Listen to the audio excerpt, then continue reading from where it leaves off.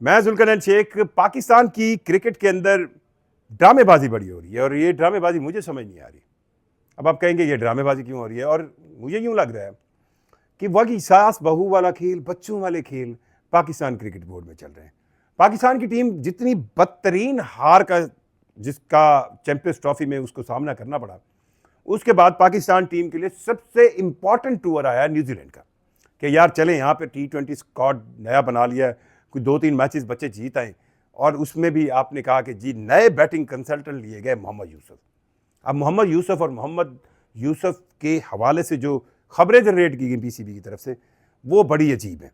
वो भी मैं आपसे शेयर करूंगा और साथ साथ ये बताने की कोशिश करूंगा कि किस तरह साबिक क्रिकेटर्स अपनी पसंद और नापसंद की लड़ाई को क्रिकेट बोर्ड में लाते हैं और क्रिकेट बोर्ड में क्यों लोग ऐसे बैठे हैं जो कानों के कच्चे हैं। और मैं आज मोहसिन नकवी साहब से रिक्वेस्ट करूंगा कि खुदारा थोड़ा सा ना अपने कान तगड़े रखे, वरना ये जो आपको क्रिकेटिंग सेंस की ग्रुपिंग है ना, ये जीने नहीं देगी। अब पहले मैं कहानी आपको समझाता हूँ। Mohammad Yusuf national cricket academy के अंदर बेस्ट बैटिंग कंसल्टेंट थे या बैटिंग सिखाते थे। और जब आपको याद होगा कि जब 5 मेंटोर्स बनाए गए थे, वकार यूनुस, सकलैन मुश्ताक, सरफराज, शुएब मलिक और मिसबाह उल हक, और उनकी कहानी सामने आई थी कि 50-50 लाख रुपए तनख्वाह पर उनको रखा गया, तो उस वक्त मोहम्मद यूसुफ ने इस्तीफ़ा दे दिया था। और उस वक्त हमें लग रहा था कि वो चाह रहे हैं कि या तो यार उनको मेंटोर में लें, क्योंकि वो या फिर नेशनल टीम के साथ लाएं, क्योंकि पाकिस्तान क्रिकेट टीम के इर्द गिर्द या क्रिकेट बोर्ड के जो पैसों के टेयर्स हैं वो 3 तरह के हैं। जो प्लेयर्स के हैं, अभी वो मैनेजमेंट वाले में अगर किसी दिन हुआ, एक तो है 50 लाख प्लस पर महाना, जिसमें आपके टीम के head coach, bowling coach, foreigner जो हैं वो आपके मेंटोर, ये 50-50 वहाब रियाज 50-50 लाख महाना। दूसरे आते हैं जो नेशनल क्रिकेट एकेडमी के अंदर जैसे यूसुफ थे पहले या नदीम खान थे, ये चल रहे हैं 20 से 22 लाख रुपए पर मंथ। तो यूसुफ ने फ़ौरन कहा भाई मैं तो 20-22 लाख वाला महीने वाला नहीं, मुझे 50 लाख रुपये रखे। तो उनको 50 लाख रुपए पर रख लिया गया और वो as a batting consultant Pakistan team का जो T20 स्क्वाड अनाउंस हुआ जिसने न्यूजीलैंड जाना था, उसके लिए जनाब LCC ग्राउंड में हमने देखा वो रोज़ आते थे। अब जिस दिन टीम जाना था, हैरान कुन तौर पर एक प्रेस रिलीज आती है कि मोहम्मद यूसुफ दौरे न्यूजीलैंड से दस्तबरदार हो गए क्योंकि उनकी बेटी की तबीयत जो है वो अलील है, वो हलालत में है, तो वो नहीं जाना चाह रहे। अल्लाह ताला उनकी बेटी को सेहत दे। अब मुझे ये, मैं एज ए जर्नलिस्ट बताऊँ, अगर आपके बच्चे की तबीयत ख़राब है तो आप ये कह सकते हैं ना, मतलब अस्तगफिरुल्लाह अस्तगफिरुल्लाह अस्तगफिरुल्लाह, मैं समझाने के लिए कह रहा हूँ, अल्लाह ताला मुझे माफ़ करे। आप हमेशा ऑप्टिमिस्टिक होंगे ना, मतलब आप ये सोचेंगे कि मेरा बच्चा अगर किसी का बीमार है तो आप कहेंगे कि यार ठीक है टीम जाने दो, मैं पीछे ज्वाइन कर लूँगा, इंशाल्लाह मेरे बच्चे की तबीयत 5 दिन में, 6 दिन में, 1 हफ्ते में ठीक हो जाएगी, संभल जाएगी, अल्लाह ताला की ज़ात सबके बच्चों को सेहत दे और मैं चला जाऊँगा।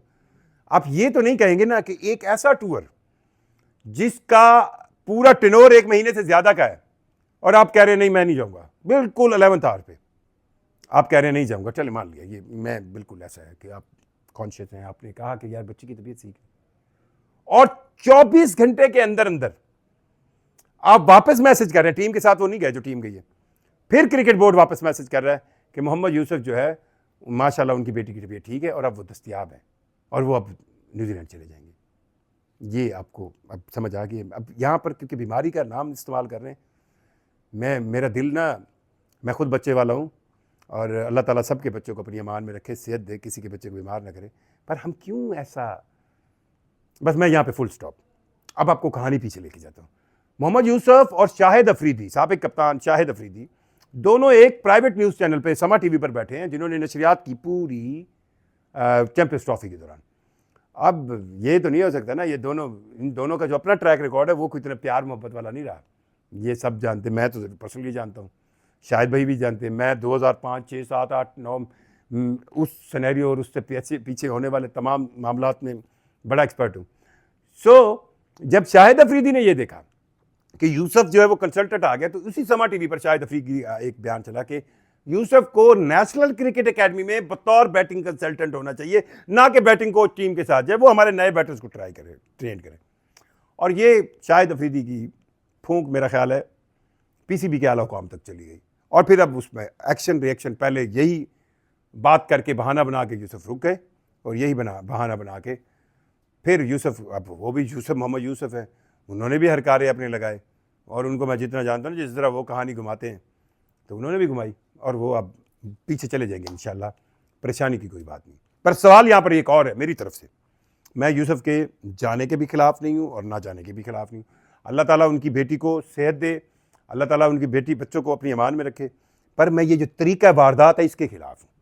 पाकिस्तान क्रिकेट बोर्ड, मतलब मैं फिर इस सिनेरियो को पेश करता हूँ, अगर मुझसे कोई मुत्तफिक नहीं है तो ठीक है, आप अगर किसी का, अल्लाह ताला कभी भी किसी के बच्चे को बीमार ना करे, अगर किसी के बच्चे में मतलब वो रोज़ाना बैटिंग कंसल्टेशन के लिए या बैटिंग प्रैक्टिस के लिए आते थे, वो रोज़ाना वहाँ पर पूरी टाइम देते थे, और जब टीम जाने लगी उससे चंद घंटे पहले ये एक प्रेस रिलीज़ आती है कि मोहम्मद यूसुफ की बेटी की अलील है और वो पूरे दौरे न्यूजीलैंड से दस्तबरदार हो गए, 1 महीने से ज़्यादा के दौरे पे।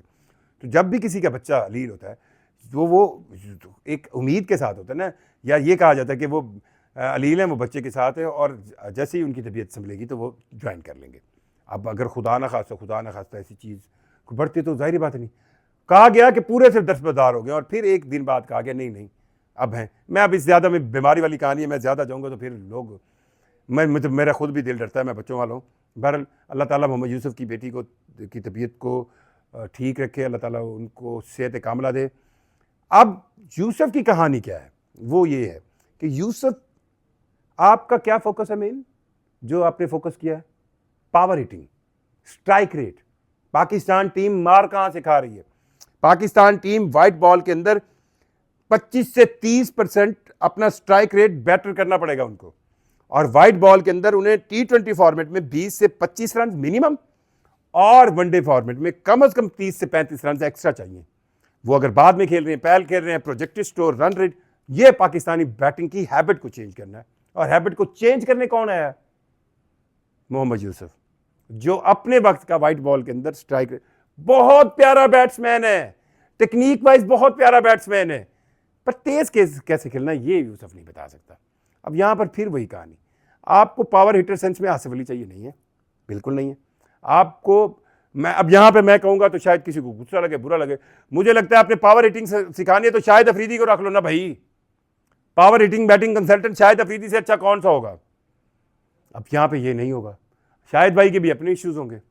मुझे यूं लगता है कि शाहिद अफरीदी को यूसुफ की जगह पे power hitting white ball cricket के अंदर बैटिंग कंसल्टेंट होना चाहिए, और अगर आपको उसमें टेस्ट में चाहिए तो आप यूसुफ को रख लें।